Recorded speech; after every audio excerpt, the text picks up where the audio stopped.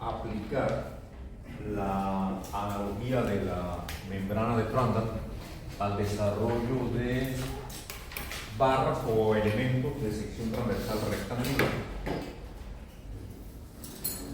La importancia de este tipo de elementos es que en muchísimas de nuestras aplicaciones de la ingeniería civil nos vamos a encontrar con secciones, sobre todo de acero, formadas de placas delgadas. Cuando nos referimos a placas delgadas, nos referimos a placas que tienen una dimensión mucho mayor que su espesor.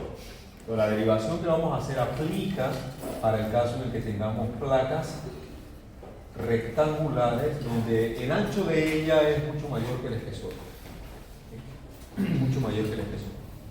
Cuando nos referimos a mucho mayor, queremos decir por ahí por el orden de 5 veces más grande. Por ejemplo, yo tenga una placa de 10 pulgadas de ancho y de 2 pulgadas de espesor. Eso calificaría como una placa que obedece a un ancho mucho mayor que el espesor, porque la relación ancho-espesor, en este caso 10 sobre 2, sería 5. 10 pulgadas de ancho y 2 pulgadas de espesor. Tenemos hablando de una placa que calificaría en este tipo de derivación que vamos a hacer. Entonces, entender el comportamiento de este elemento es fundamental para los cursos de diseño, sobre todo que aplican el uso del acero estructural, cuyas secciones son de paredes delgadas. Además de que vamos a ver que este tipo de desarrollo yo lo puedo extender inclusive a secciones que se forman por el armado de placas, como una viga white flange, por ejemplo. Una viga white flange sabemos que tiene una placa superior, una placa inferior y una placa central formando el alma. Entonces, ese tipo de elemento nosotros podemos desarrollar su rigidez y resistencia a la torsión a partir del desarrollo de esta teoría que vamos a aprender. Igual ocurre con los ángulos que ustedes ven en cerches, como elementos de cerches. Los ángulos están formados por dos placas, los lados del ángulo, generalmente del mismo espesor, y así también los channels y otro tipo de secciones, ¿no?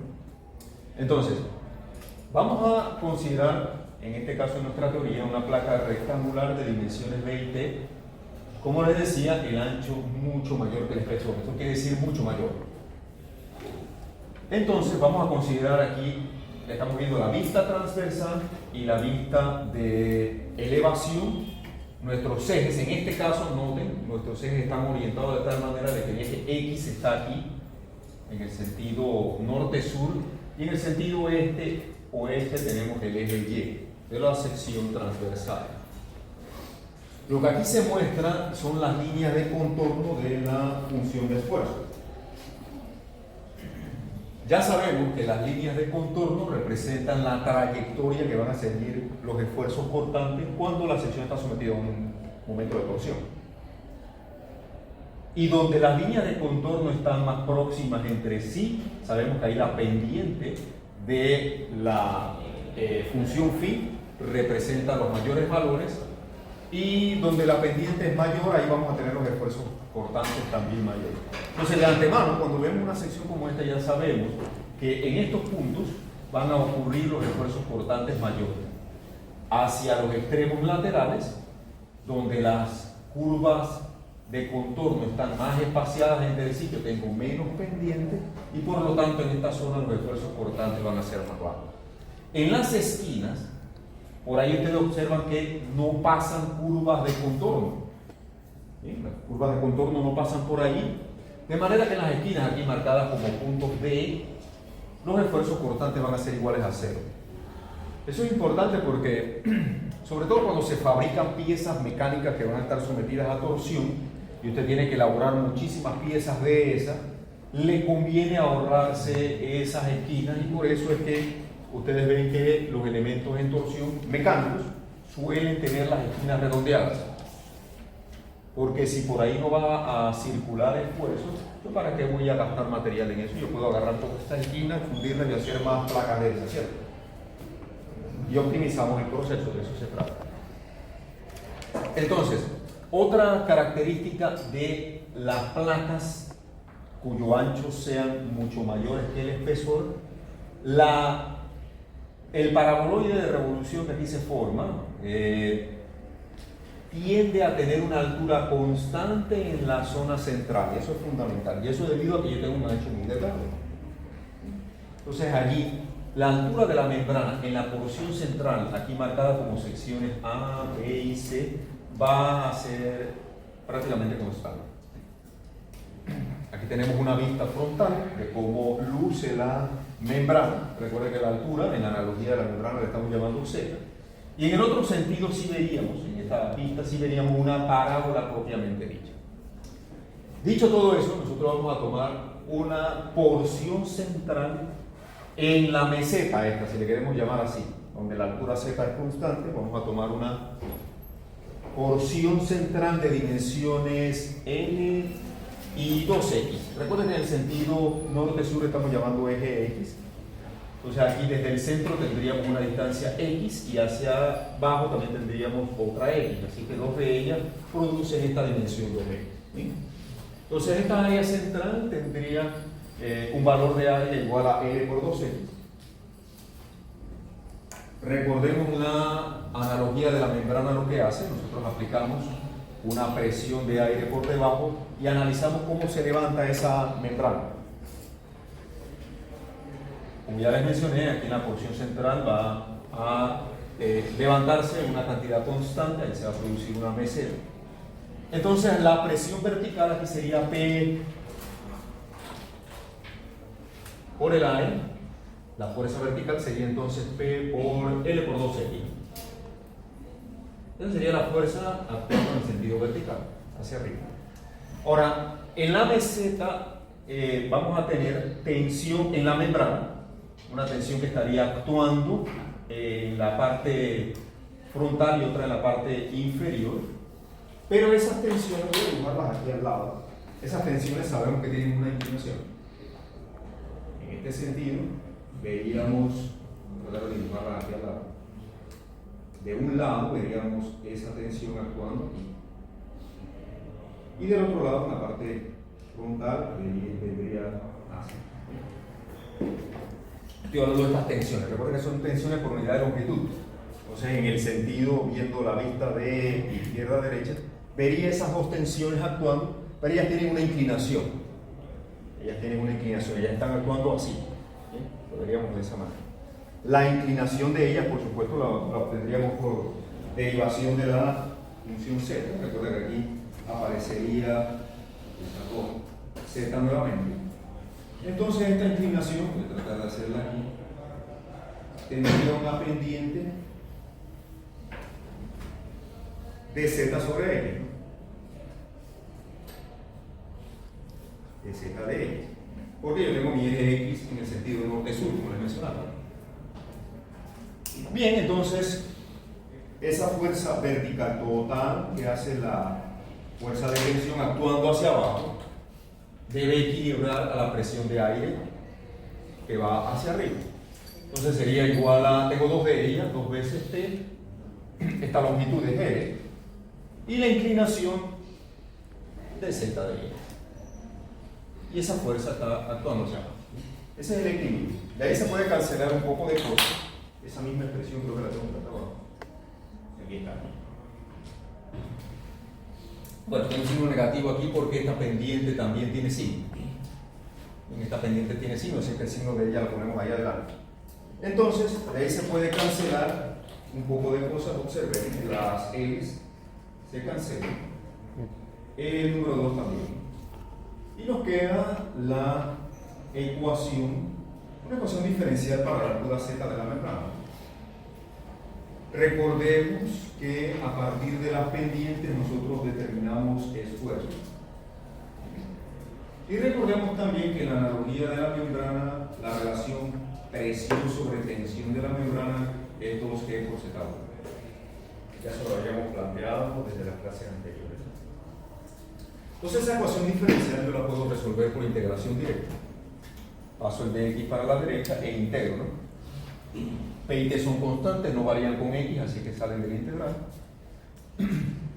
Y el integral de X es muy sencillo, X cuadrado sobre 2 más una constante de integración. Sabemos que la altura Z va a ser 0 en el contorno. Cuando x es igual a t medios, positivo y negativo, t medio y t medio, positivo y negativo, el valor de z va a ser 0. Y eso nos permite encontrar la constante de integración. Reemplazando 0 en z y t medios en x, yo puedo encontrar la constante de integración. En este caso, cuando yo reemplazo t medios aquí, me queda e cuadrado sobre 2 por 2, 4. E cuadrado sobre 2 al cuadrado 4 por 2, 8. ¿Bien? Por 2, 8. ¿Bien? Entonces ahí tengo mi constante de integración, que la puedo reemplazar entonces aquí, y tengo mi ecuación de la altura de la membrana. Entonces con la ecuación de la altura de la membrana ya yo puedo calcular esfuerzos y torque mediante cálculo de pendientes para los esfuerzos y mediante el cálculo del volumen para el torque. Ya los esfuerzos los tengo aquí. Y los esfuerzos varían linealmente con X. Observen. Aquí tengo la relación de esfuerzo. Esto sería el esfuerzo máximo, por supuesto va a ocurrir. ¿Dónde se produciría el máximo valor de esfuerzo? Donde la X sea máxima, ¿cierto? Y eso ocurre en la parte superior e inferior para T medios positivos y T medios negativos. Lo que nos interesa es el valor absoluto ahora mismo, así que voy a omitir el signo porque lo que me interesa es la magnitud. Entonces allí, reemplazando T medios aquí para el valor de esfuerzo máximo, tengo esta expresión que está aquí, esto sería el esfuerzo cortante máximo. Y al reemplazar P por su equivalente que es 2P por Z1, ahí se cancelan los dos y terminamos con esta expresión que tenemos. Ya tengo la ecuación para el cálculo de los esfuerzos máximos. Por supuesto, a mí lo que me interesa es calcular también las rotaciones, porque con el valor de rotaciones, al meterlo aquí, tengo una relación entre torque y esfuerzo cortante, que es lo que normalmente nos interesa.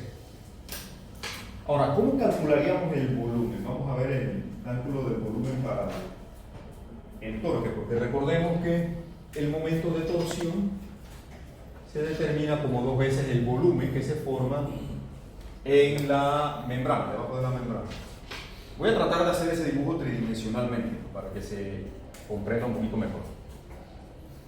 Si yo veo la placa en 3 dimensiones, o mi elemento rectangular en 3 dimensiones, estaría viendo una cosa como esta. Un ancho muy largo y un espesor bastante delgado. Entonces esto sería... voy a hacer un dibujo lo más claro posible.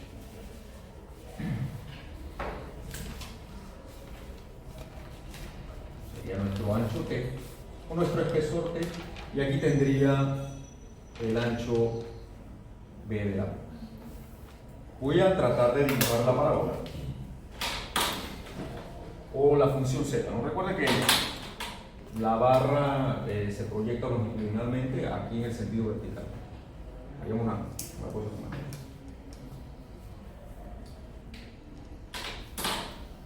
Esta parábola tendría, voy a tratar de dibujarla de esta forma.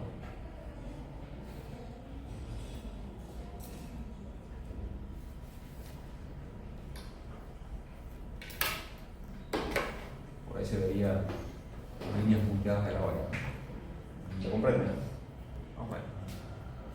Entonces aquí en la porción central yo tengo una altura bastante constante. Me interesa el volumen que aquí se forma. Recuerda que esto aquí va a tener una altura Z.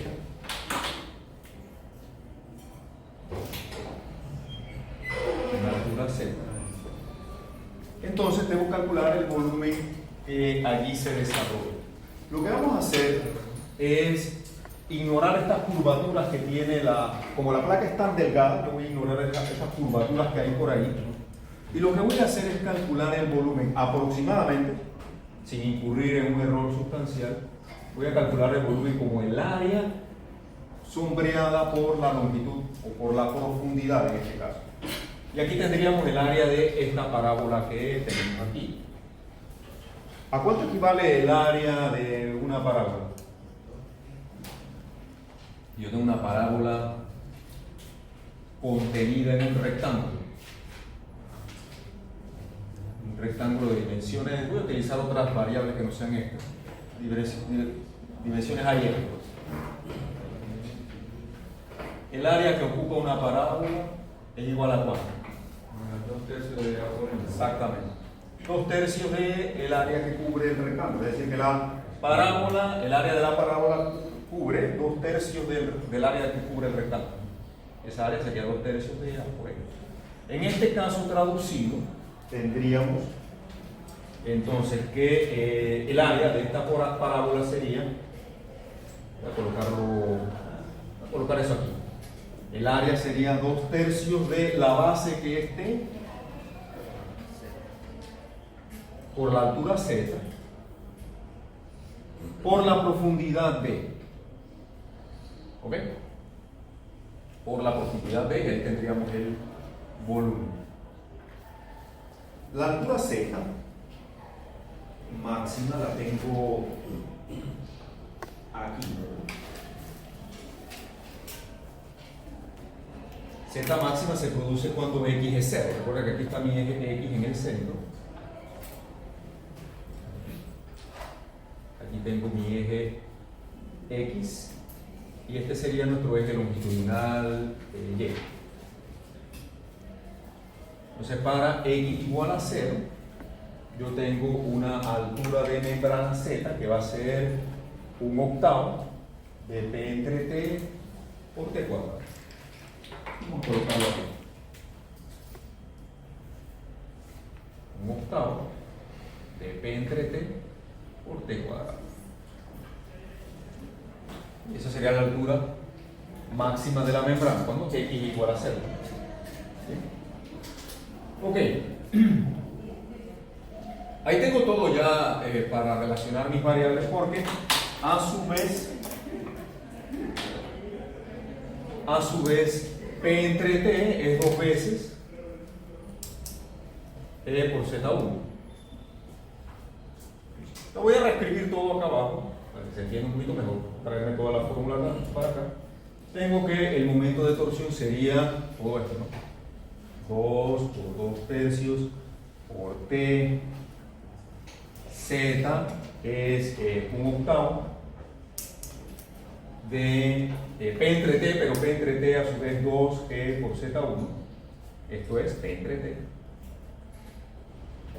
por T cuadrado y por P. No se me quedó nadie, ¿no?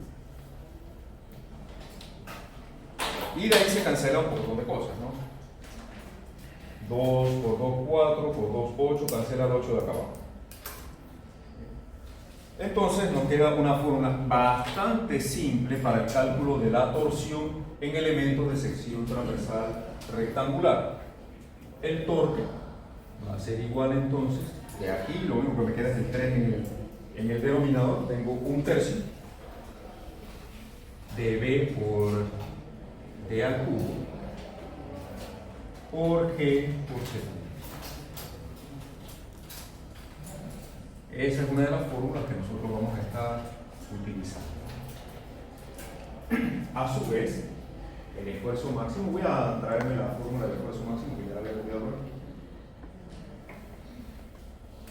Tau max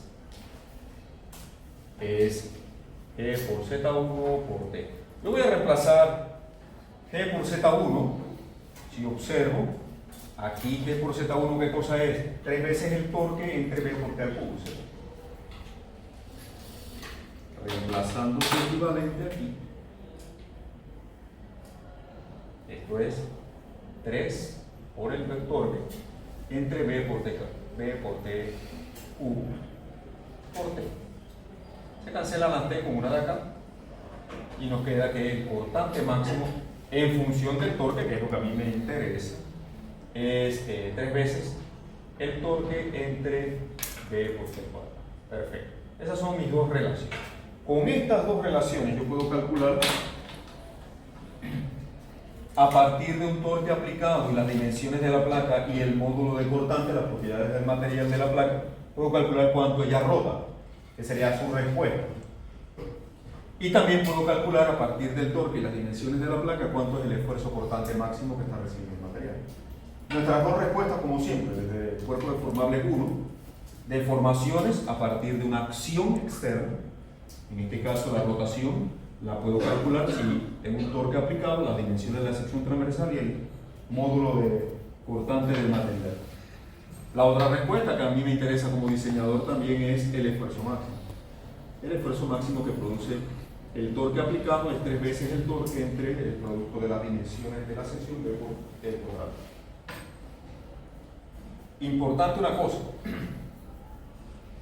fundamental. Primero, que estas dos relaciones solo son válidas para un ancho mayor que el espesor. Por ahí, para una relación B entre T de más de 5, ya podemos considerar que yo puedo aplicar esto. Otra consideración importante. En secciones circulares, si recordamos, una sección circular de radio R mayúscula, sometido a un torque, nosotros sabemos que la respuesta rotacional es igual a E por J por Z1, ¿no? O sea, la ley de Hooke en torsión.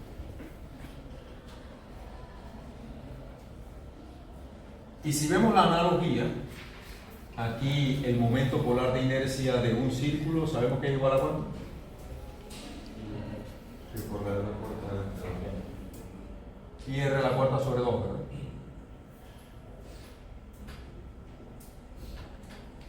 Aquí vamos a ver que en una sección rectangular esta cantidad es muy diferente del momento polar de inercia para una sección rectangular. Es decir, yo no puedo trasladar, yo no puedo extender el uso de esta fórmula a otras secciones que no sean un círculo o un tubo circular, porque la rigidez torsional en una sección rectangular no es proporcional al momento polar de inercia. Utilizar esto en una expresión para una sección transversal rectangular sería un completo error. Y vamos a hacer la prueba para que veamos. En una sección rectangular, si yo veo aquí las definiciones, ¿no?, que conocemos, ¿no? Y, X, y yo tengo un diferencial de área. Por definición, ¿qué cosa es el momento polar de inercia? Sabemos que el momento polar de inercia se define como la integral de área de R cuadrado por D. ¿Recuerdan eso, no? El momento de inercia en el sentido rotacional, que conocemos como momento polar de inercia, o un momento de inercia en coordenadas polares, si lo queremos expresar en términos más físicos. Pero a su vez, este momento polar de inercia, yo lo puedo reescribir utilizando el teorema de Pitágoras, sabiendo que aquí yo tendría coordenadas X y Y para este punto, que es un punto dentro de una sección transversal cualquiera. Entonces R cuadrado, ¿qué es igual?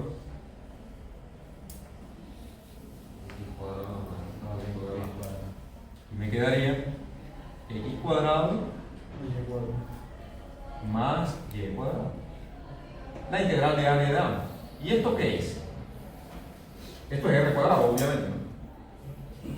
Lo que hemos hecho simplemente aquí es reemplazar esto, ¿no? ¿Verdad? Entonces me quitamos, tan sencillo como eso. Y estas dos cantidades son viejos conocidos de ustedes. Uno es el momento de inercia alrededor del eje Y y otro es el momento de inercia alrededor del eje X. Entonces, para una sección rectangular, el momento polar de inercia va a ser igual a la suma de los momentos de inercia alrededor de los ejes principales X y Y. Que para un rectángulo sería ¿qué? Un doceavo de B por T cubo y un doceavo de T por B cubo, ¿verdad? ¿Sí o no? ¿Sí o no? ¿Se parece esto a esto? Mi primera pregunta.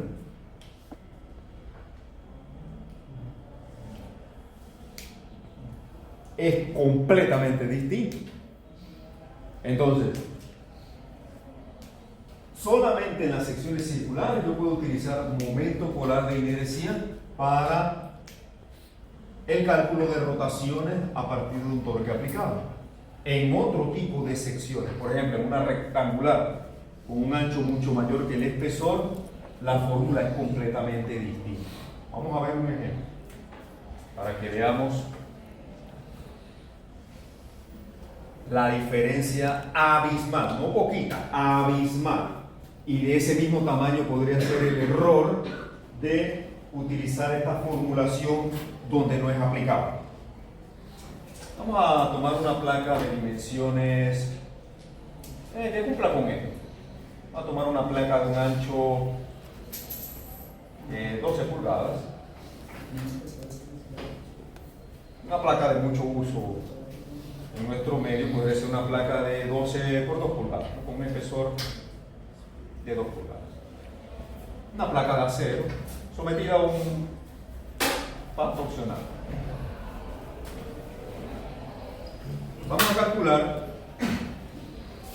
tanto el momento polar de inercia como esta cantidad y vamos a compararlas. Veamos aquí. Si yo calculo 1/3 de B por T al cubo, alguien que me ayude aquí, reemplazando 12 en B y 2 en T. Y vamos a calcular a su vez el momento polar de inercia, que sabemos que sería 1/12 de vamos a hacerlo aquí mismo para aprovechar lo ya escrito, reemplazando 2 en B, 2 en T. Alguien que nos haga este favor.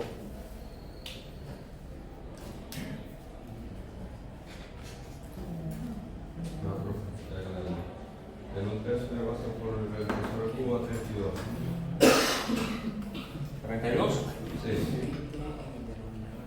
pulgadas a la cuarta. En otra 1184. 1184 184. pulgadas a la cuarta. ¿Está bien hecho eso? A mí me da 296. ¿Cuál?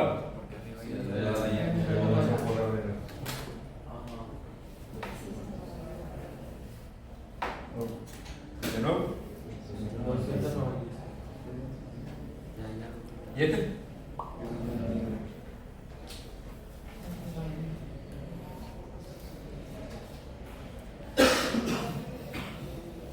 Fíjense, el momento polar de inercia de esta sección es casi 10 veces más grande que esto, ¿sí o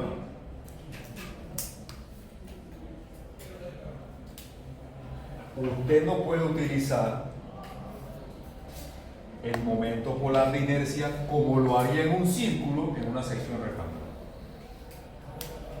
Eso sería un completo error. Usted hace eso y va a matar un poco a él. Porque esto es un error 10 veces, aproximadamente 10 veces alejado del valor correcto. Usted está pensando que su rigidez es de este tamaño y en realidad su rigidez es de este tamañito, mucho menor. Y eso puede tener consecuencias garrafales. No se equivoquen en esto. No se equivoquen en nada, porque un error, a veces un error en ingeniería, sobre todo en esta, un error del 10% puede significar la vida o la muerte de un poco tonto. Y les pongo un ejemplo muy sencillo. Usted está diseñando una carretera, usted todavía no ha dado eso, pero usted lo va a hacer. En ingeniería de transporte. ¿Cuándo da transporte el próximo año? Ahorita, pues. Ahorita usted va a estar ahí con el decano viendo ingeniería de transporte. Usted se equivoca en el cálculo del peralte. El peralte es el ángulo que debe llevar el pavimento en una curva física para evitar que los autos se salgan de la vía en el momento. Usted sabe, usted conoce de física, usted sabe que hay una aceleración centrípeta, ¿no? Entonces el peralte se hace para que haya un equilibrio y un balance de manera que cuando el auto entre en la curva no se salga del pavimento, ¿verdad? Pero puede hacer una curva completamente plana, horizontal, porque no importa con qué velocidad vaya, el carro va a tender a irse hacia afuera, ¿sí o no? Un efecto inercial tan sencillo, eso es dinámica básica, basiquita. ¿Bien? Entonces usted necesita darle un peralte. Ese peralte depende de cálculos matemáticos. ¿Cuánto se requiere? Depende de la velocidad de diseño, depende del radio de la curva. Eso va a depender de la geometría con la que se encuentra en la topografía del sitio. ¿Ok? Usted se equivoca allí y va a tener gente matándose en esa curva todos los días. Como ocurre en algunos lugares, usted ha visto curvas por ahí donde casi siempre hay accidentes, ¿sí o no? Y eso puede ser un problema de diseño. Entonces, usted se equivoca un 10% en una cosa como esa, usted va a terminar matando un poco de gente. Y más si el pavimento está mojado, y más si la gente no cuida de eso. ¿Sí o no? La imprudencia, ¿no? Ahí dice la velocidad, cuando entra en la curva, debe ser 40 km por hora y el tipo iba a 200 km por hora. Claro que se va a matar, no importa el peralte que usted tenga. Bien. Pero si la persona va a 40, 60, y usted debe tener un factor de seguridad, y usted se equivocó en el peralte y puso menos del que era, porque en sus cálculos usted utilizó una cosa que no iba. ¿Ok? Entonces, si usted hace mal uso de la fórmula y se comprueba que usted, pues, se equivocó conceptualmente. Los errores conceptuales siempre son graves, siempre. Un error de diseño siempre es grave, siempre es grave. ¿Usted recuerda cuando comenzó a salir agua por la resclusa nueva del canal ampliado? ¿Usted se acuerda de eso? Eso circuló por todas las redes sociales, ¿no? El video donde se filtraba el agua en las nuevas resclusas. ¿Usted vio eso? ¿Se acuerdan? Eso fue un escándalo, eso fue un problema de diseño. Repararlo fue súper costoso. Fue un problema de diseño. Los problemas de diseño son graves, son graves. Y puede ser de este tamaño. Usted se equivoca con eso, muere un poco de gente y yo voy a tener que ir a visitarlo a La Joya. Y cuando vaya allá le voy a llevar el video que está haciendo Stalin. Le voy a decir, ¿te acuerdas? Se lo muestro en el celular, ¿te acuerdas ese día que te dije que no usaras eso? Lo usaste, mataste un poco de gente, estás en La Joya 50 años.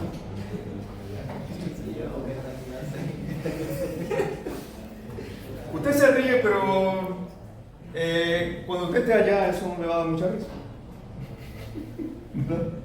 Ni a usted ni a su familia. Entonces, haga caso, ¿no? Para saber, entonces usted tiene que aprender bien en qué aplican las teorías y en qué no. Principalmente en qué. Vamos a revisar el texto, que me he saltado un poco de cosas, porque ahí está esa formulación, ya la hice, otra también. ¿Qué sucedió?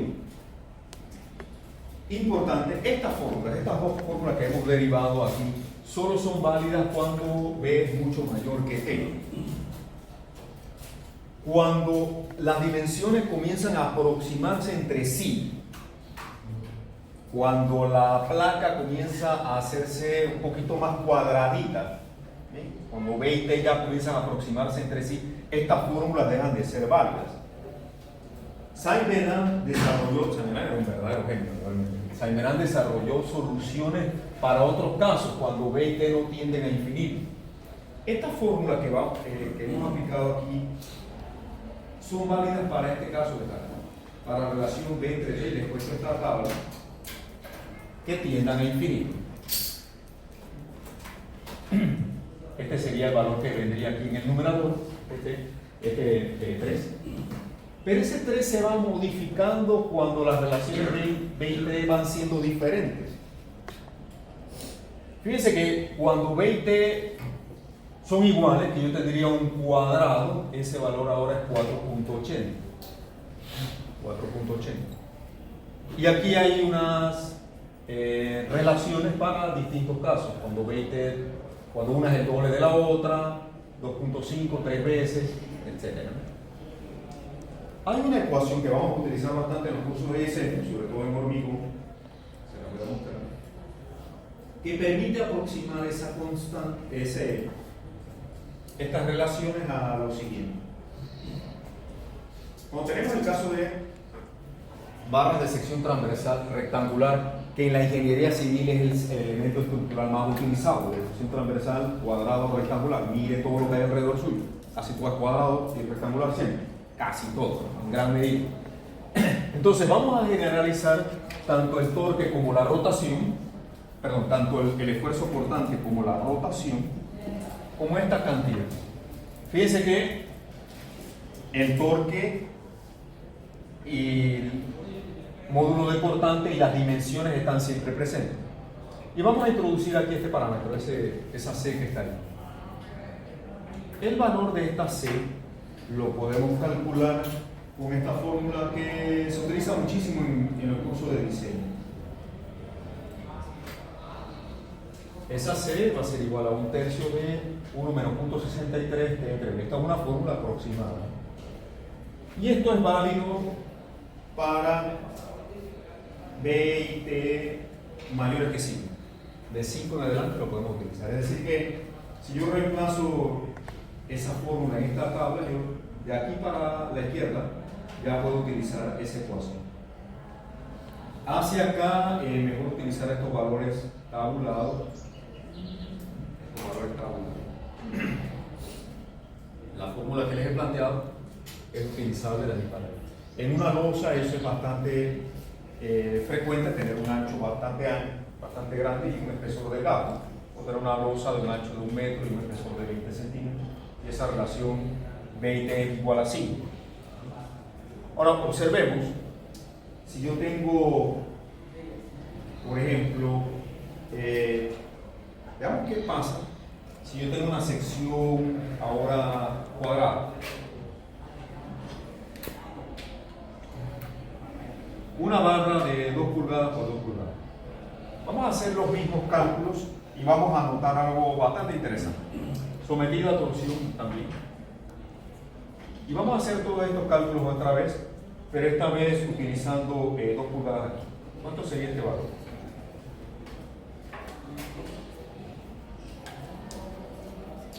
Es otro ejemplo, ¿no? Bueno, ejemplo 1, ejemplo 2.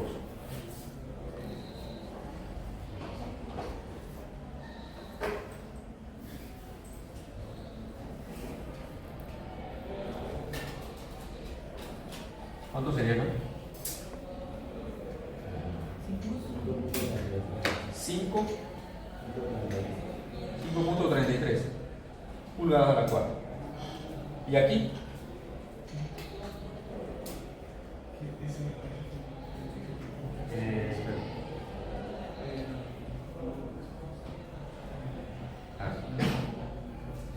¿Cuánto sería acá? ¿Cuánto? 2.67. ¿Cuánto? 2.67. 2.67. ¿Seguro?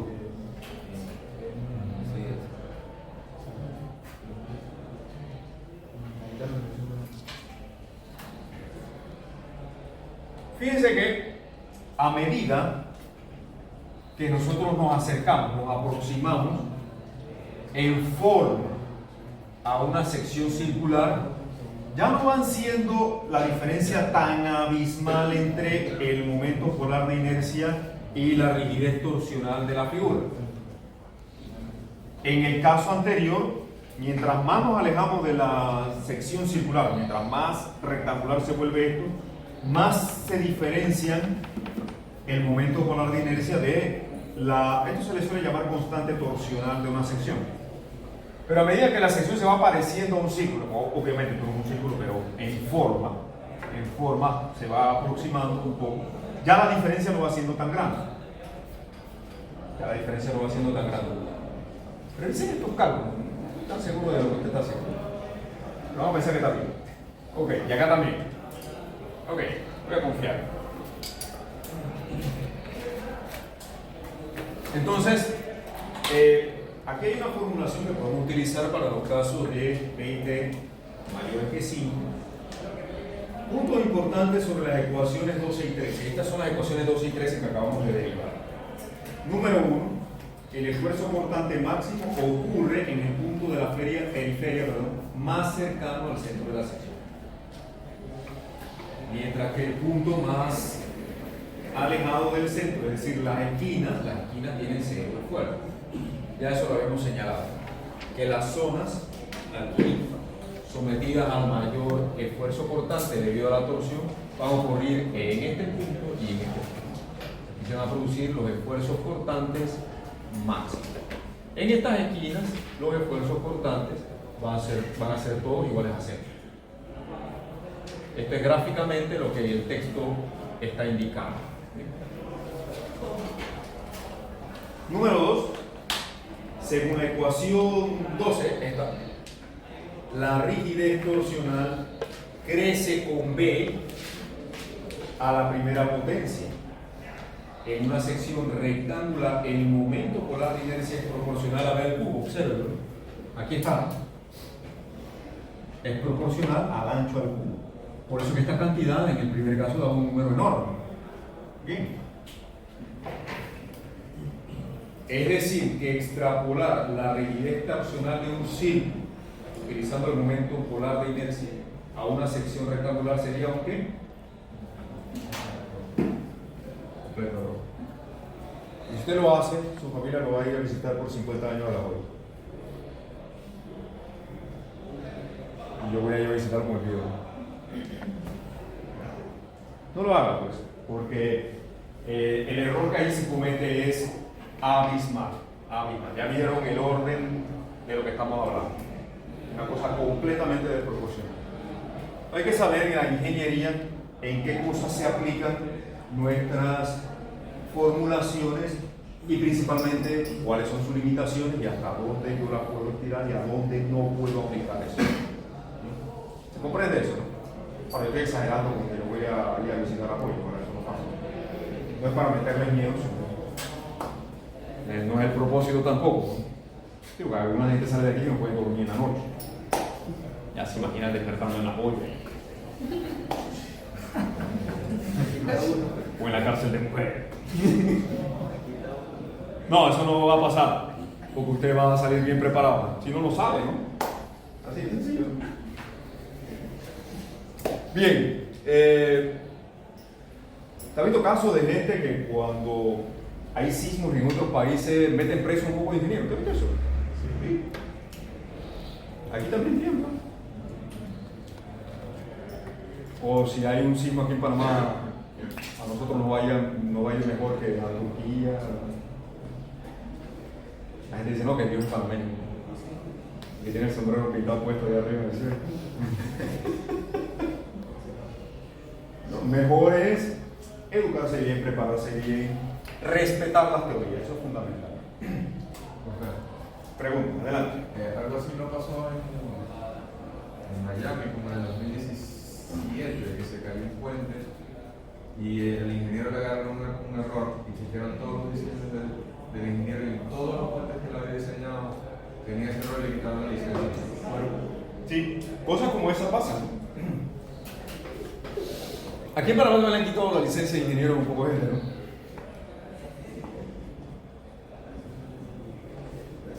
La Junta Técnica, cuando usted se gradúe de ingeniero civil, usted va a ir a un organismo que se llama la Junta Técnica de Ingeniería y Arquitectura. Aquí en Panamá es el ente que pertenece al Ministerio, es una entidad adscrita al Ministerio de Obras Públicas que regula las profesiones de ingeniería y arquitectura en este país, que tiene que ver con las idoneidades profesionales. Y la Junta Técnica es un cuerpo colegiado donde hay representantes de la Sociedad Panameña de Ingenieros y Arquitectos. De hecho, el presidente de la SPIA es presidente de la Junta Técnica por un año. Entonces, allí hay miembros de el Colegio de Ingenieros, de la SPIA, del Colegio de Arquitectos, del Ministerio de Obras Públicas, también hay de las universidades, hay de la Universidad de Panamá, de la Facultad de Arquitectura, de la Tecnológica también hay miembros. Entonces son como 7 y cada uno con sus suplentes son como 14. El panel técnico de la Junta Técnica de Ingeniería y Arquitectura. Entonces ellos se reúnen cada 2 semanas. Yo formé parte de la Junta Técnica como por 5 años, antes de ser director del Centro Experimental, así que conozco con detalle lo que allí sucede. Entonces, además de regular el ejercicio profesional, la Junta Técnica recibe denuncias sobre malas prácticas del ejercicio profesional de ingenieros y arquitectos. Y analiza los casos y toma decisiones. Y la Junta Técnica está facultada para sancionar si encuentra culpable a los profesionales con 3 causales. Y es muy importante que usted lo tenga siempre presente. Las 3 causales por las cuales la Junta Técnica puede suspender la idoneidad de un profesional son estas. ¿Cuál cree que son? Negligencia. ¿Qué es negligencia? ¿Qué es negligencia? Negligencia es descuido. ¿Ok? Usted sabe hacer las cosas, pero cometió un descuido. Usted tenía que hacer una verificación de esfuerzo, le dio pereza, nada, ya esto cumple y resultó que no cumplí. Eso es negligencia. O sea, usted sabe hacer las cosas, pero por alguna razón omitió algo o tuvo algún descuido y pasó una catástrofe o pasó un desastre. Y usted terminó con una denuncia. Negligencia. ¿Qué otra? Una que va muy de la mano.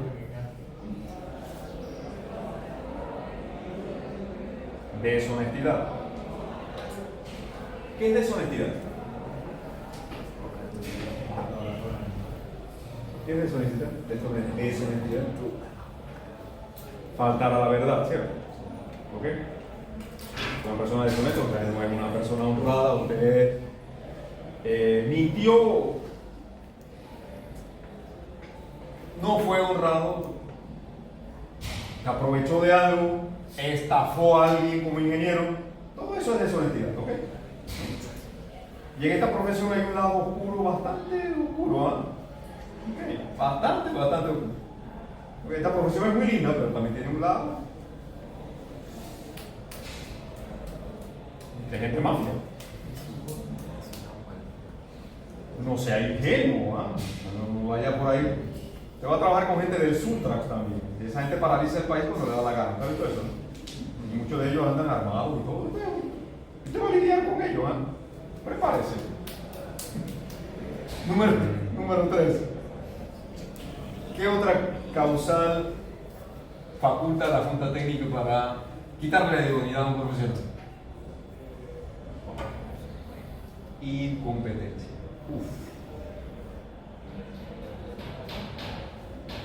Esa es grave.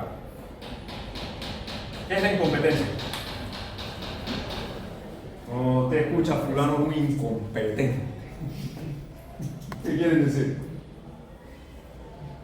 Falta de conocimiento. Usted no sabe que no está bien preparado. Usted se puede graduar y ser incompetente. ¿Usted sabe eso, no? ¿Sí? ¿Sí o no? Usted se puede graduar perfectamente. Usted puede tener un diploma que dice que es ingeniero civil, pero usted puede ser un completo incompetente en eso. ¿Usted sabe eso, no? Sí, claro. Completamente. Sí, porque usted aprobó sus exámenes en pandemia copiando. Entonces, cuando le preguntan en el momento de ingeniería, te dice un 12avo, y no era un 12avo, sino un tercio. Y usted va avanzando, usted llegó aquí con ese desconocimiento, ¿no? De alguna forma, lo han debido frenar allá en estática, ¿no? El profesor allá dijo, luz verde, vaya, con su problema allá arriba donde remedó. Igual, usted aquí pasa conmigo, ¿no? Ya, 86, ¿no? Y usted se graduó y es un incompetente. Porque el diploma no dice que usted sabe, el diploma dice cumplió con los requisitos de la universidad. El diploma no dice que usted es competente. El diploma de hecho por abogado, el diploma dice que usted cumplió con los requisitos de la universidad. Pero por ningún lado dice que usted es competente para eso. Entonces, el desconocimiento, y el desconocimiento lo lleva a cometer errores de esta naturaleza. No está prohibido no saber. Así de sencillo. Ok. Preguntas hasta aquí. Profesor, Sí. ¿Cómo se aplican las constantes que están en la tabla de Saint-Venant? Bien, fíjate que en la columna de la izquierda lo que tienes es para los esfuerzos, la relación esfuerzo máximo entre torque y B por T cuadrado. Es decir, que en la tabla lo que estás viendo es la relación entre torque y esta cantidad. Es decir, que en la primera renglón de la tabla lo que está indicándote es el coeficiente que va aquí. ¿Okay? El coeficiente que va aquí. Si yo tengo una sección cuadrada, ese coeficiente sería 4.8. Para el caso. En el caso de las rotaciones, lo que estás viendo es la relación torque entre rotación dividido entre G por B por T cubo. Es decir, que estás viendo esto que está acá. Torque entre rotación dividido entre este parámetro. ¿Okay?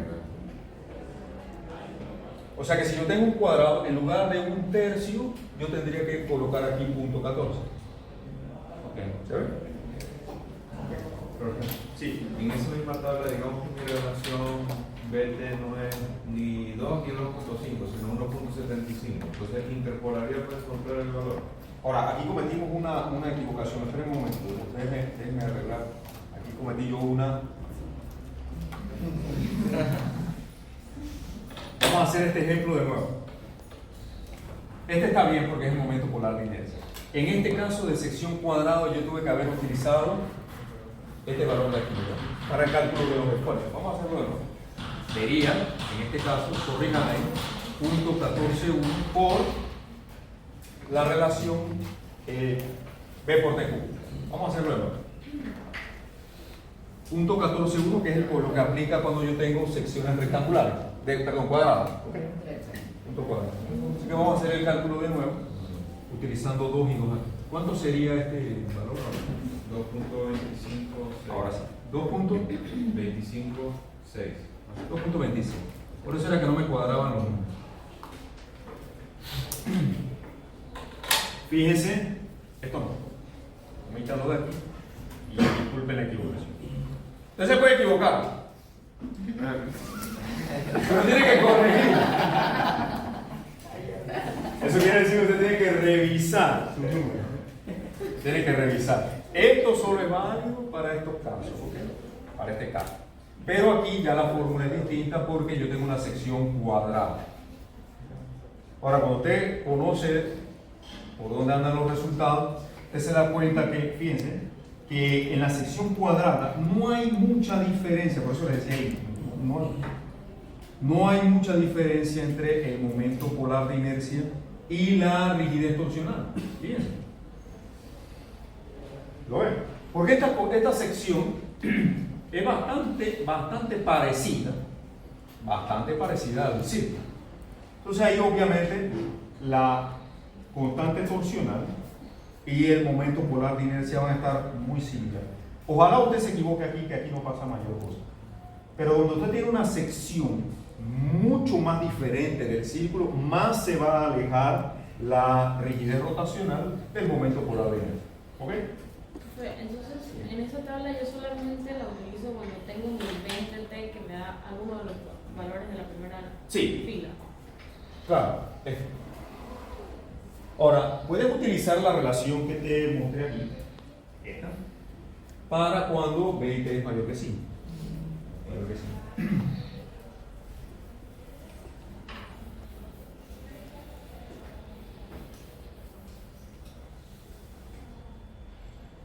Veamos el caso de este.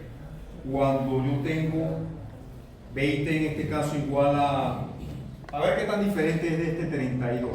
Vamos a ver, en este caso tengo 12 y 2, B entre T es igual a ¿cuánto? 6 en ese caso.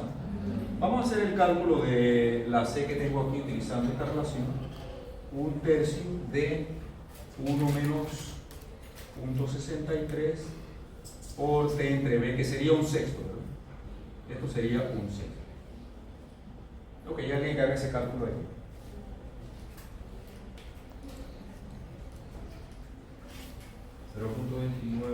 Ok, punto 29, 8.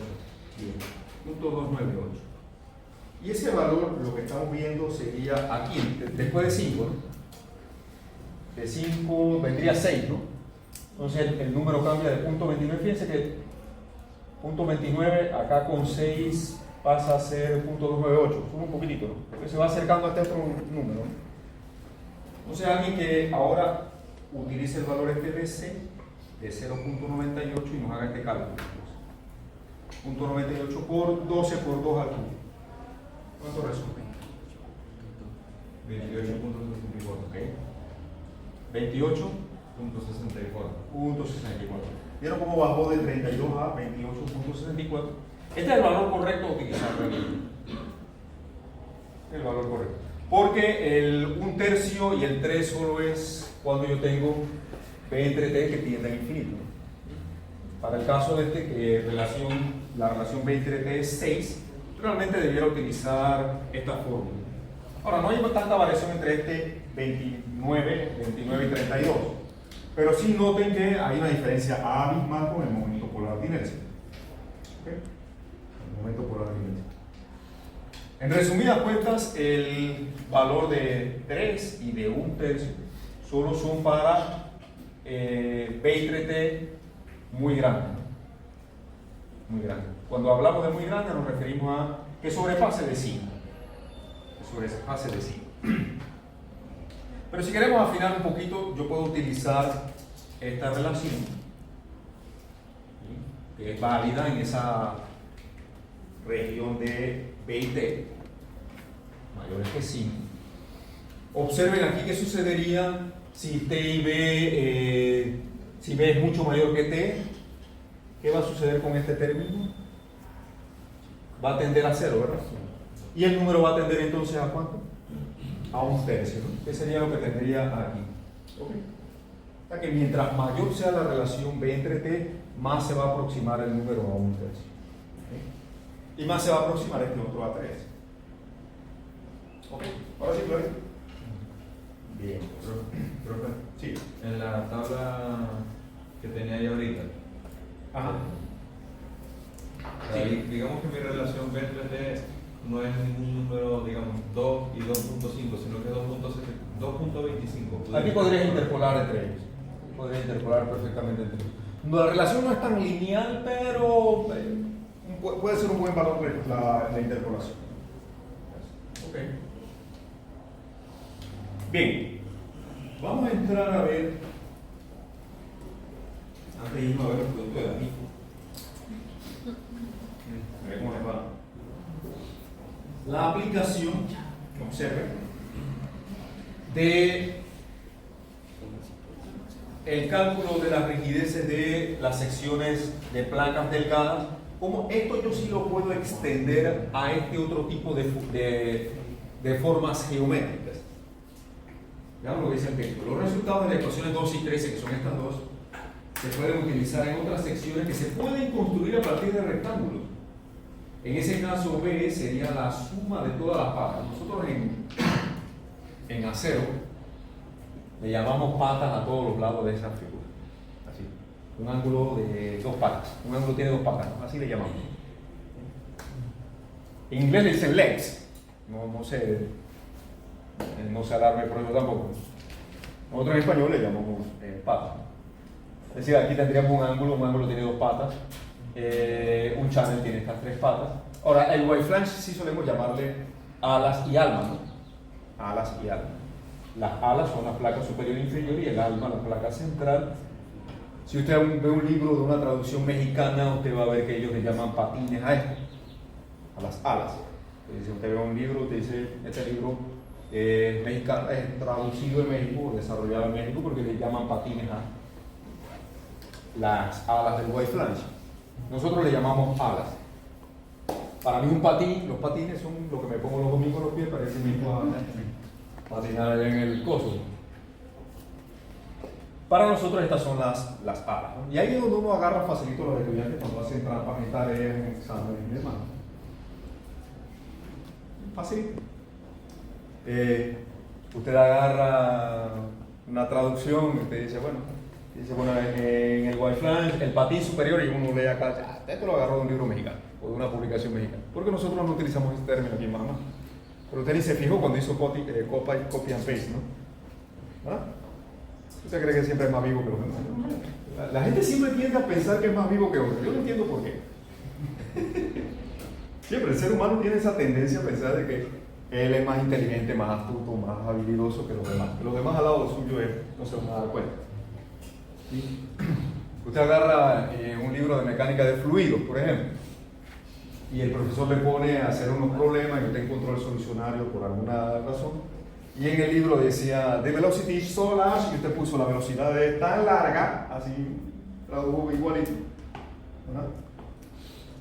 Y el profesor automáticamente se da cuenta porque usted está haciendo una traducción textual, ni siquiera se está fijando que lo que quiere decir el solucionario es, bueno, la velocidad es tan grande que tal y cual cosa. Pero decía, the velocity is so large, y usted puso, la velocidad es tan larga. ¿Verdad? ¿Le suena, no?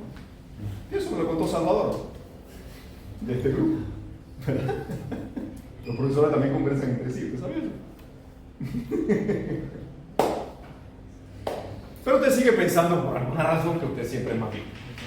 Bueno, esta formulación nosotros la podemos utilizar para el caso de secciones que se pueden armar a partir de placas. Lo que tenemos que hacer en esos casos es considerar B como el perímetro. Esto sería el perímetro de la sección. Esto sería la suma de todo esto sería entonces B, y B sería la suma de todo esto. Eso sería B. Y acá en este ángulo sería la suma de todo esto. Y aquí obviamente esto sería B.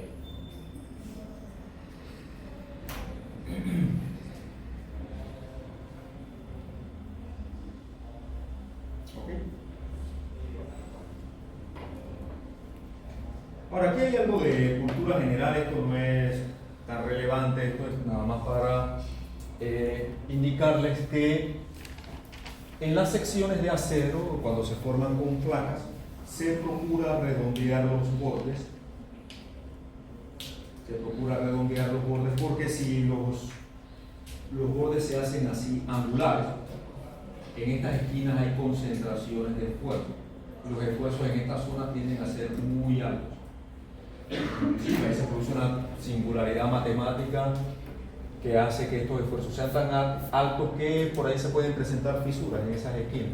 Entonces se procura redondear las formas de las esquinas para disminuir la concentración de esfuerzo. Por eso en una sección como un white flange usted no ve que eso se construye así, sino que ahí en ese punto de unión entre ala y alma se hace un redondeo. La sección se fabrica con una unión redondeada, exagerando aquí. Esto se hace con un rabo, ¿no? Y eso se le conoce como filete en inglés, ¿no? En español le llamamos filete. Para mí filete es lo que me como los sábados por la noche cuando voy con mi familia a un restaurante. Filete. Pero así se traduce. Un filete. En inglés filete, en español filete. Para evitar la concentración de esfuerzos en esa zona. Se aplica en vigas de acero, también en channels. Los channels también se hacen con la unión entre placa y alma, entre ala y alma, perdón. Tiene este filete, se hace redondeado. También usted lo ve en los tubos. El tubo, en lugar de hacerse así, se hace con esquinas redondeadas para evitar la concentración de esfuerzo.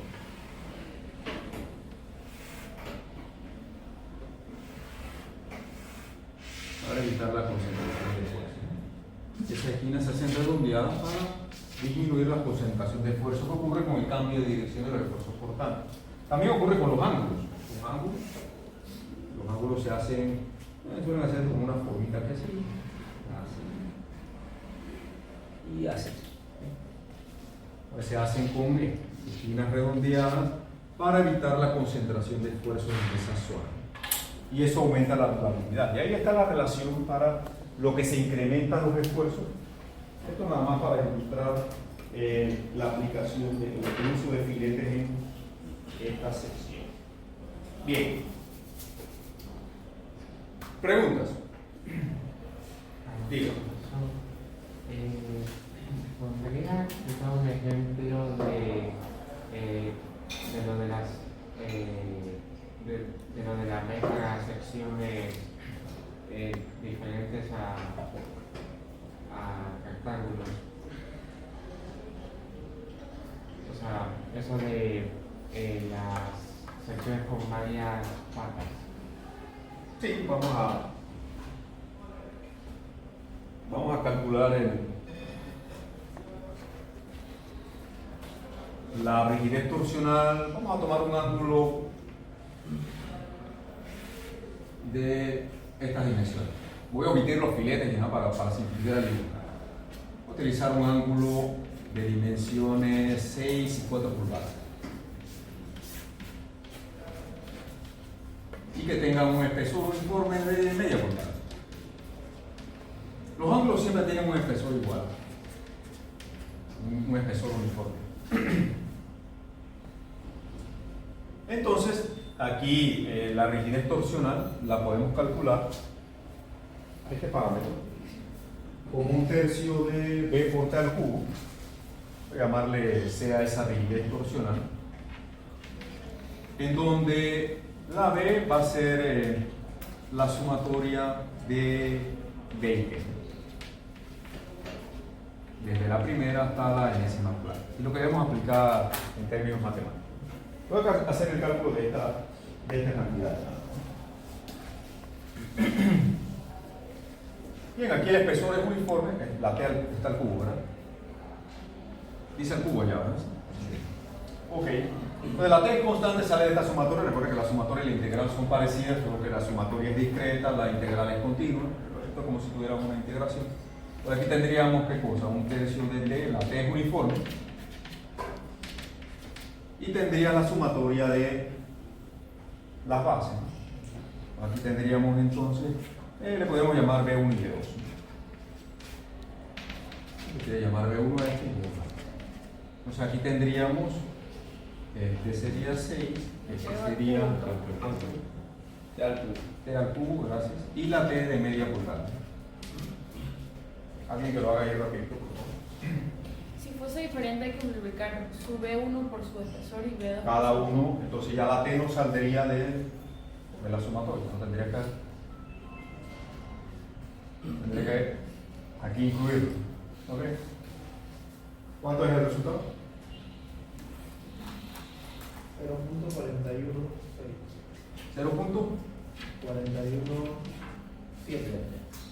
7 pulgadas a la cuarta. Observe, importante, estas secciones suelen ser bastante débiles o bastante poco resistentes a la torsión.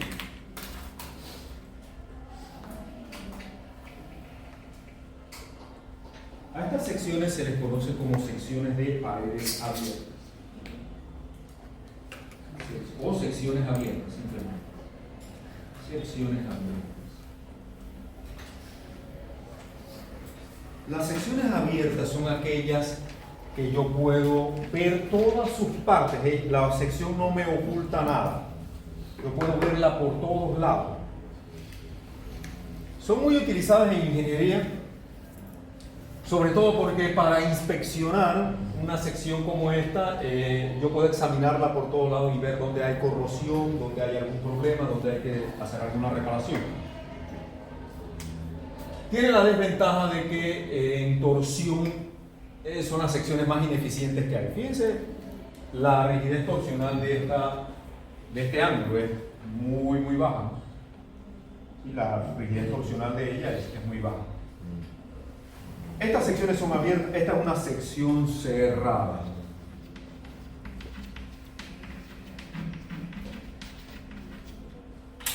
Observen, todas estas secciones son abiertas, incluso esta. Esto sería como un tubo con una fisura, ¿no? O con una grieta. Producto de repente de la corrosión agrietó allí el tubo y el tubo dejó de ser cerrado para convertirse en una sección abierta. Inclusive esta sección es abierta, yo podría mirar por allá adentro si me asomo por aquí, ¿verdad? Y esta sección se convierte en una sección abierta. Las secciones abiertas son altamente ineficientes a la torsión. Las secciones cerradas tienen alta eficiencia a la torsión. Porque aquí el torque va a producir un esfuerzo cortante que va a viajar en este sentido y tiene un gran brazo de palanca para resistir dicho torque. Aquí las secciones abiertas, el flujo de cortante, cuando yo le aplico un torque a esta sección, el flujo de cortante va a venir por aquí, así como está mostrado ahí con esas líneas azules, y va a llevar esta trayectoria, porque el problema de la sección abierta es que sus espesores son tan delgados y tan próximos entre sí que el brazo de los esfuerzos cortantes es pequeñísimo. Este brazo que aquí se produce es bien pequeño para resistir el momento de torsión. Ahora, yo puedo en una rehabilitación, usted lo busca como ingeniero para rehabilitar una estructura existente, hay una estructura que va a cambiar de uso, se va a construir un anexo, una ampliación, y a la viga que hay allí ahora le está llegando un torque que antes no le llegaba. Y usted de antemano usted ve, esta es una sección abierta, las secciones abiertas, Ramiro Vargas me dijo que no eran las mejores para resistir torsión, pero ahora le está llegando un momento de torsión. ¿Qué hay que hacer? Usted no la puede cambiar porque él no va a cambiar lo existente. Tiene que reforzar. ¿Cómo la refuerza? Quizás soldando 2 placas a los lados para... Sí. ¿Y qué haríamos con ellas? Como bien dice Daniel, si yo sueldo placas aquí, transformo la sección de abierta a cerrada. Si usted agarra y le suelda una placa acá arriba y una placa acá abajo, ¿está haciendo algo con incrementar la resistencia a la torsión? Está incrementando la resistencia a la flexión, sí, pero su problema no es ese, su problema es que tiene torsión ahora. Entonces la manera de rehabilitar esto sería colocar placas aquí, soldadas. Ahora bien, constructivamente hablando, yo no puedo llegar con una placa así, colocarla aquí y tratar de soldar por aquí. ¿Qué pasa si hago eso? Esa soldadura no va a penetrar, ¿verdad? Si yo llego con una placa rectangular y la trato de meter ahí y vengo con mi electrodo y mi máquina de soldar, le digo al soldador suelda, él me va a decir, esa soldadura no va a penetrar, jefe. Usted dice, debe. ¿Puede el esfuerzo brincar el vacío? Los esfuerzos no se transmiten por el aire. Y lo que va a sentir ese waveframe es que aquí hay una grieta, ¿verdad? Entonces, ¿cómo arreglo yo el problema? ¿Qué tengo que hacer? ¿Cómo hago para que esa soldadura entonces penetre? ¿Qué tengo que hacer?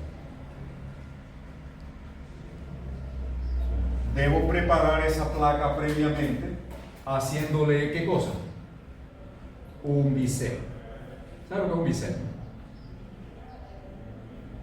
Yo tengo que hacerle un corte previo. Debo preparar esa placa, no puedo traerla así como la compro, ¿no?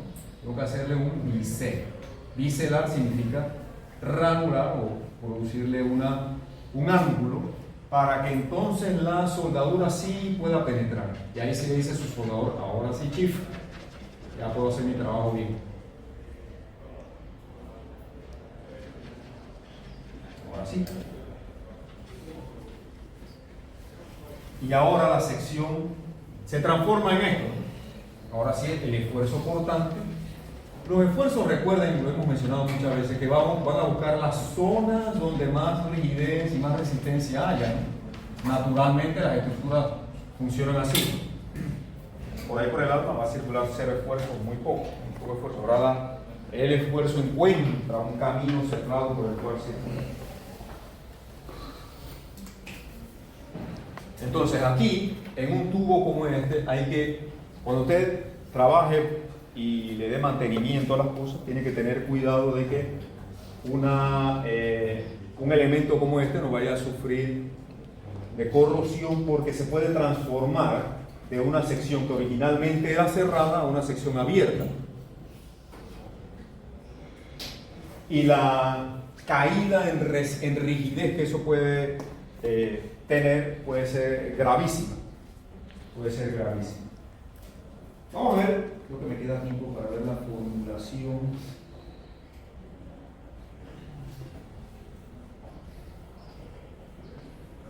Vamos a tratar de hacerlo en el tiempo que queda. Vamos a ver, porque me interesa, el último tema que vamos a cubrir es el análisis de secciones cerradas. Secciones cerradas de paredes delgadas, o secciones tubulares, ¿no? Secciones tubulares cerradas de paredes delgadas, porque son muy empleadas en la torsión. Si vemos en el caso de una sección tubular de cualquier forma,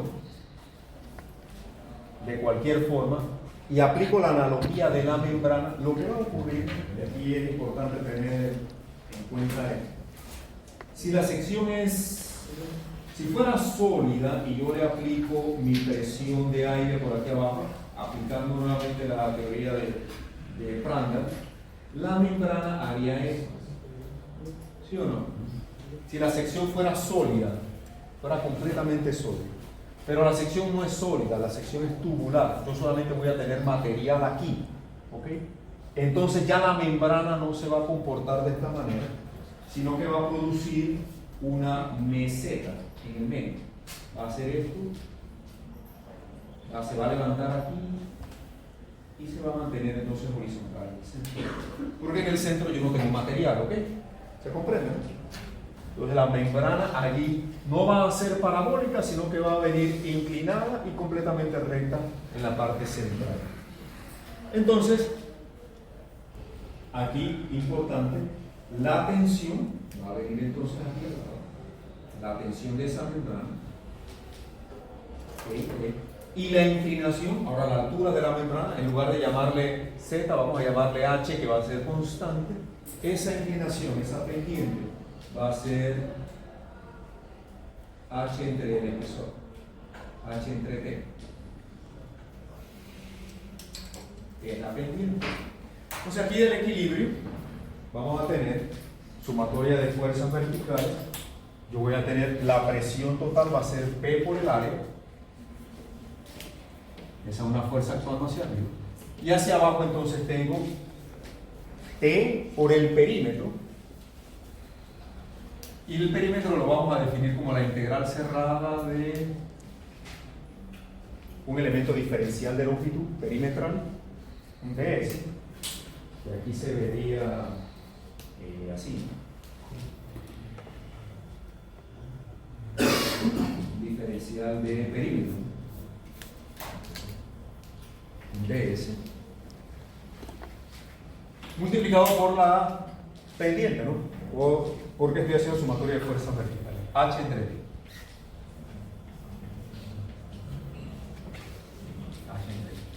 Recordemos que la pendiente son los esfuerzos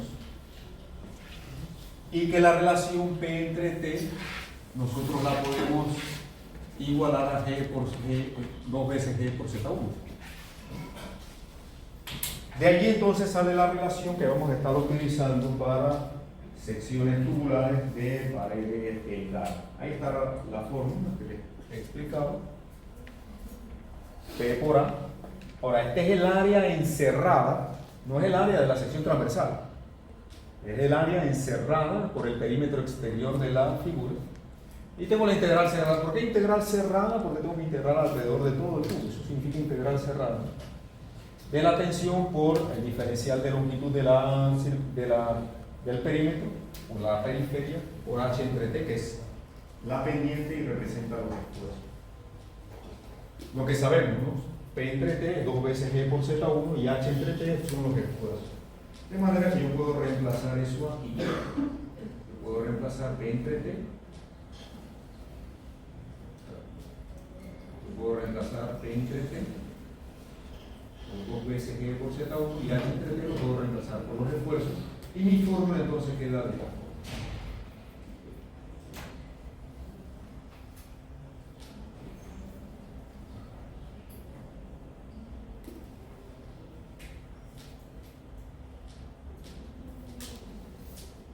Así como hemos calculado esfuerzos con esa relación, yo puedo calcular torque también.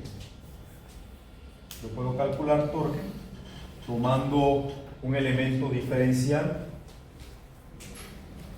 de longitud y de S nuevamente y aplicarle entonces la fuerza, el de área, el diferencial de área aquí. Nosotros tenemos una figura con un espesor constante T. Este dA sería el producto de T por ds, que sería esta cantidad que tenemos aquí, T por ds por dA. Entonces, el esfuerzo constante por el área es fuerza, y por este brazo N produce un momento. Entonces, el torque, en este caso, va a ser, bueno, sería un diferencial de torque, porque este es un elemento diferencial, sería la fuerza, T por ds, por el brazo que le vamos a llamar N.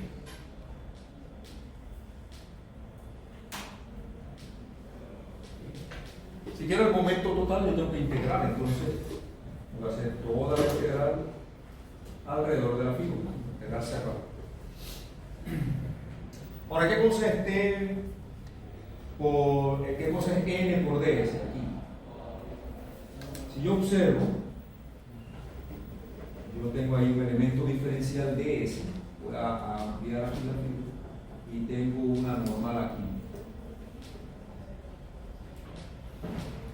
Ampliar. Una normal N.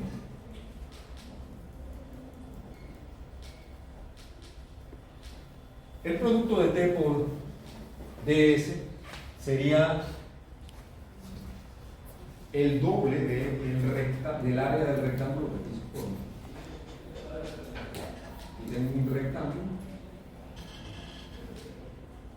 cuya área sería N por ds. Entonces, entre 2. Entonces, N por ds realmente es 2 veces el área encerrada cuando yo integro alrededor de todo el perímetro de la sección. Entonces, yo lo puedo reemplazar como 2 veces el área de la sección transversal. Al hacer eso y reemplazar todo, entonces, esto sería 2 veces el área de la sección transversal. Los esfuerzos son constantes, así que salen del integral. Yo puedo reemplazar toda esta integral entonces como 2 veces el área por los esfuerzos cortantes y el espesor. Y aquí tengo ya la relación entre torque y esfuerzo cortante. Los esfuerzos cortantes entonces, para colocar aquí la fórmula, van a ser iguales a el torque entre 2 veces el área por el espesor de la figura. Esta es una de las fórmulas que vamos a estar utilizando. Ahora, esta es el área encerrada. Luego este tubo sería toda esta área. No es el área de la sección transversal, ojo. Es el área encerrada por la figura. Es diferente del área de la sección transversal. El área de la sección transversal es mucho más chiquita. Entonces, aquí tengo torque y esfuerzos relacionados. Esta es la fórmula. Y cuando vengo y sustituyo, acá arriba para calcular, vengo y sustituyo los esfuerzos para calcular la rotación. Ahí las áreas van a quedar multiplicándose, me va a quedar un área a la cuarta cuando reemplazo aquí tau. Yo traigo esto, lo reemplazo aquí, tengo el área en el denominador también y me va a quedar como un área al cuadrado. Y tengo un 2 también que con el otro 2 va a quedar en un 4. ¿Se va viendo? Estoy reemplazando aquí tau. Eso lo voy a traer acá. Entonces el área multiplica la otra, queda al cuadrado, y el 2 de la fórmula con este otro queda como un 4. Y la fórmula entonces queda de esta manera. Está aquí.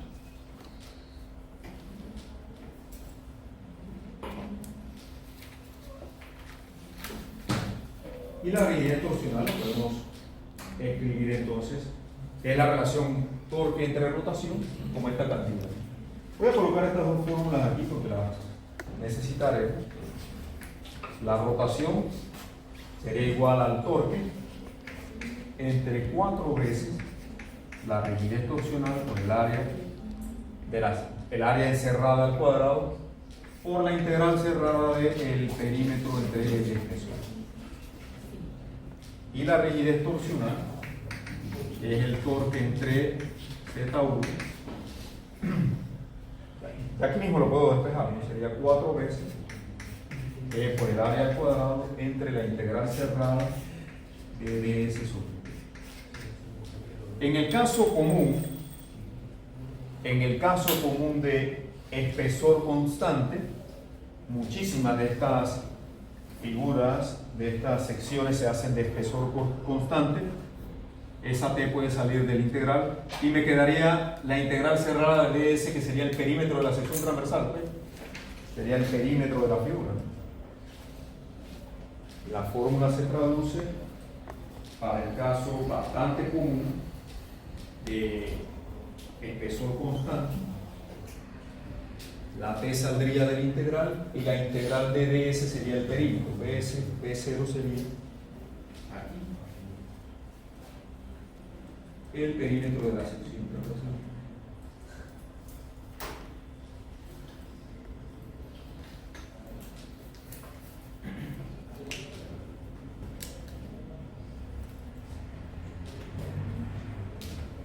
Vamos a dejarlo hasta ahí. Voy en la próxima clase a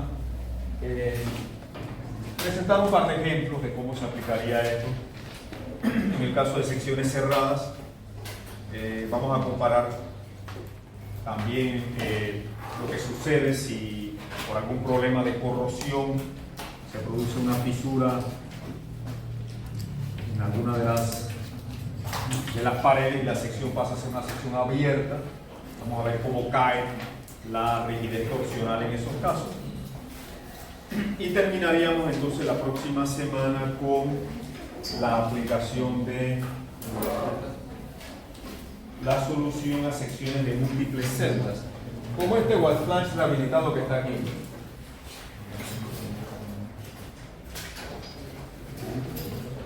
¿Por qué no esperan a que yo termine para acomodar sus cosas? Que es una falta de respeto bien grande. Una falta de respeto supremamente grande. No haga eso, usted va a ser un profesional con cosas. Cuando tenemos el caso de una sección como esta, ahí tenemos como si tuviera dos tubos, como si tuviera una sección de múltiples celdas.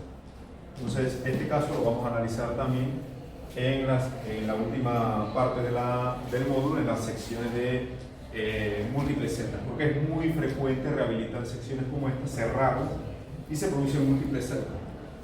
¿Okay?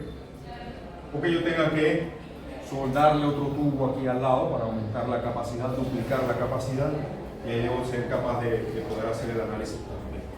Y con esa última parte entonces cerraríamos el tema de torsión. Pregunta. Sí. El área dijo que era el área encerrada. ¿Por eso incluye el alma o no incluye el alma? Es el área completa dentro de la figura. Completa. Como si transformaras esto a un rectángulo. ¿Okay? Es el área sombreada, completamente lo que encierra la figura. Es el área encerrada, lo que utilizamos aquí y aquí.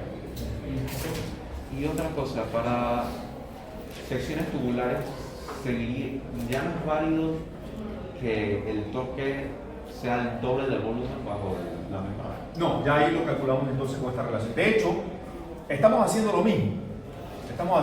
Solo que ahora la membrana ya no es parabólica, sino que viene inclinada y completamente recta. Entonces la fórmula que aplica es para el torque esta que está aquí.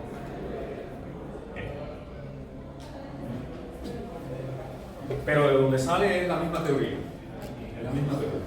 Solo que la membrana ya no hace una forma parabólica, sino que es completamente recta en el centro. Que produce esta simplificación, claro. Bien, vamos a quedar aquí entonces, nos vemos en la próxima clase. Buena suerte con los que están aquí.